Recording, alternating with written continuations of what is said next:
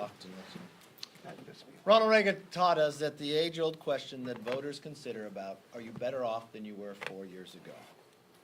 So that begs to all Americans today, what is the answer to that question? It's overwhelming. We just came back with a couple surveys. Over 60% say they are better off than they were 3 years ago, higher than the last 4 election cycles where an incumbent president was running. About 60% say they are better off financially than just a year ago, tied for an all-time high last reached in 1999. 3 in 4 Americans are even more optimistic about the future, the highest level in more than 40 years. And people are just happier. 9 in 10 are satisfied with their personal life, the highest mark in 4 decades. So as we look to these top lines, the work from this administration, the work about tax and others, has made our economy stronger, wages higher, and America happier. What's interesting to me, I watched the Democrats with Speaker Pelosi had to have an emergency meeting. What to do with an election coming and no agenda passed outside of impeachment. So they too held to their old beliefs, fake the facts because the economy is flourishing.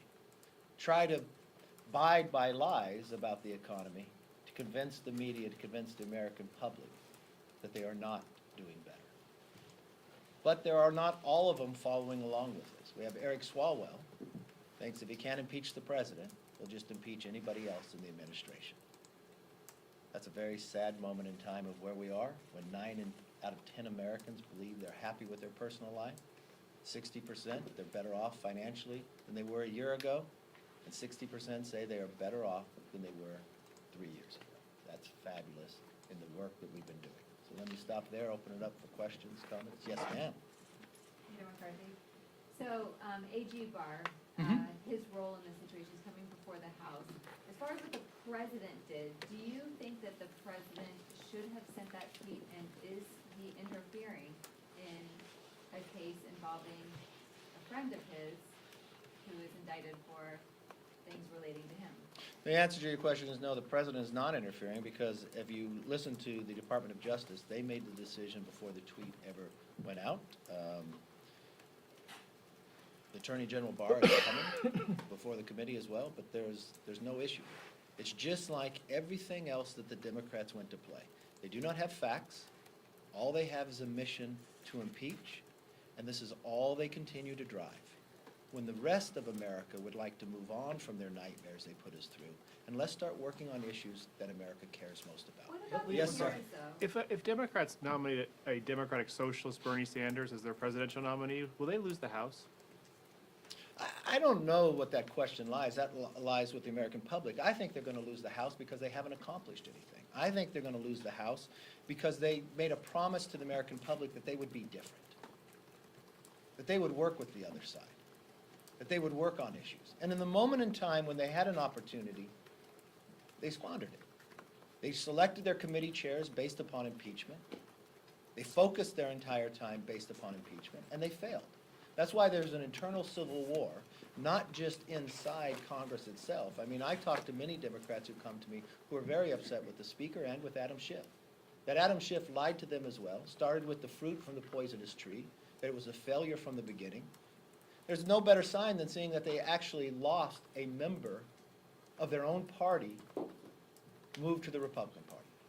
Now that has happened in the past, but not from the basis of moving from the majority to the minority. It's usually moving from the minority to the majority. And so, yeah, that's a big indication of why they would lose, because they have not accomplished what they promised, they did not focus on it, and they lied to the American public. Now, Bernie Sanders, think about what would be his cabinet. AOC, Tlaib, Omar. They are those who are backing him. Those are ones who gave Bernie Sanders a rise in the polls. That's just another indication that this is not the Democratic Party we know of the past. This is a new socialist Democratic Party. And those aren't my words. That's what AOC calls herself. Same as Bernie Sanders. And that's probably where they're going to end up in the nomination.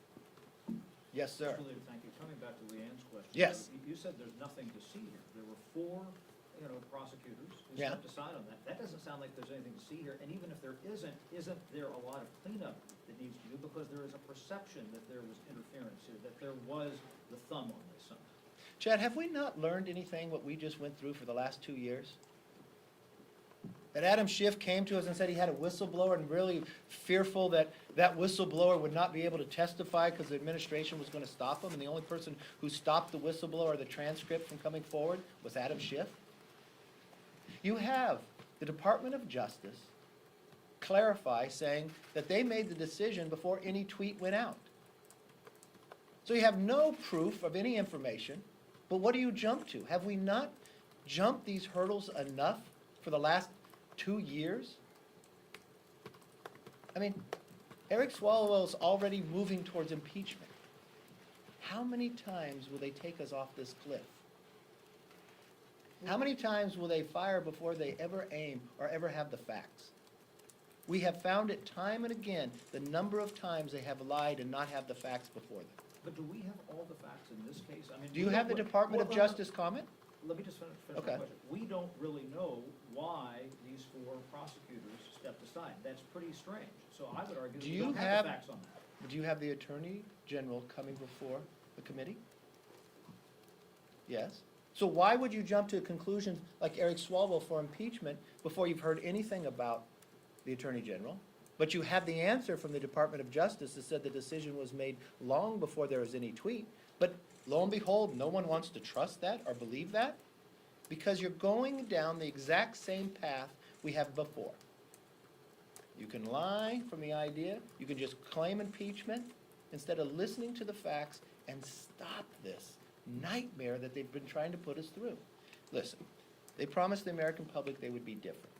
Let's work on what America wants us to work on. Yes, ma'am. On the ERA, what is your stance on ratifying the Equal Rights Amendment? Mine is the exact same as Ruth Bader Ginsburg. She said it before, and she said it just at Georgetown the other day. If you want to move the Equal Rights Amendment, you have to start over, because the time has run out, it's constitutionally doesn't hold, so they have to begin again. That's what Ruth Bader Ginsburg said as a Supreme Court justice, and that's what I believe. Thank you all very much. Council Curtis for sure.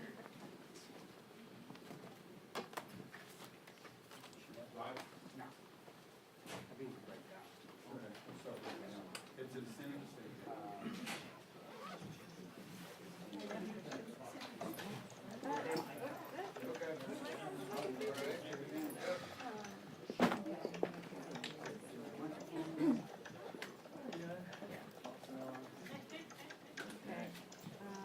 Ladies. For Studio A. Oh, no, it's fine. Oh, you're welcome. All right.